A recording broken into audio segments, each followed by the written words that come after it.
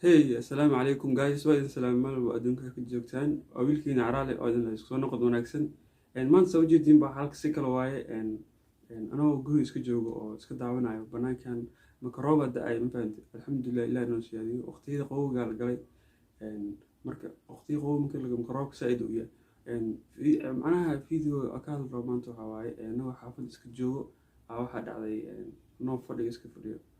Baa la yiraahdo gariir mise u taqaanid earthquake.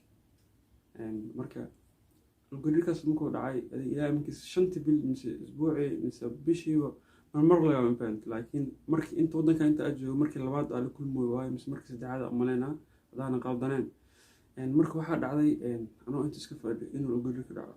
Marka ilaa iminkiis gariir markuu dhacana qof walba waxa naftiisa u baqamo dhulka la wada aadaa ma fahanti. Hoos la aadaa macna nafta qof walba jecel yahay qof naf neceb ma laha.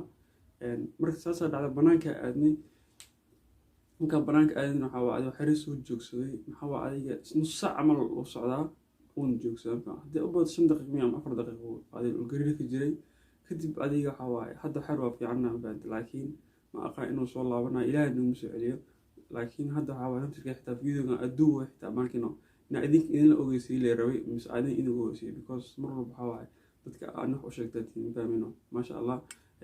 hadna banaanka xitaa inaa u laabta laga yaabo sababtoo dharka xitaa miska siibin waa inaa banaanka aadaa hadday dhar yar ku baxay dhar yar markaa ku baxay marka waxa waaye banaanka tagay waxaa fiiriyay marka dadka joogaan hadda waa soo laabtay dharkaana gashtay hadduu wax kale weyn xitaa hadduu imaado xitaa si dharkan u qabo oo banaanku aaday sababtoo waa qabow jiro haddana waxa waaye nafsadaada waan jeceshahay laakiin waxa waaye inaa dhar fiican gashto waan fahmay saas darteed u soo laabtay ma soo laaban lahayn sababtoo waa guriga xitaa ha deganaa meesha u karayso haddaa hoos degnaan lahaa xitaa caadi aan nifaan fudfud adhaysiin lahaa fahmino.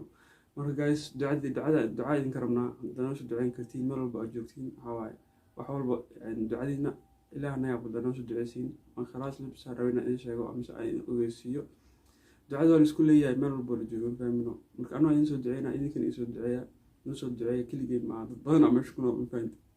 marka waa ku maasantiin asxaabaya horta ducadaas hadda xitaa dadka duceynayo xitaa waa maasantiin wax weyn xitaa أساس أول من لكن مدير وايد فاهمينه عادية 7.0 مية عمل راح على 7.0 دكسيريا بس وأبان يعني هذا هل سوية مركز رأي إن نيلو ذا حتى واحد هيا كليبير وفيديو يا كان عند حمشن بغفيري بسم الله حمشن بغفيري بسم الله حمشن بغفيري بسم الله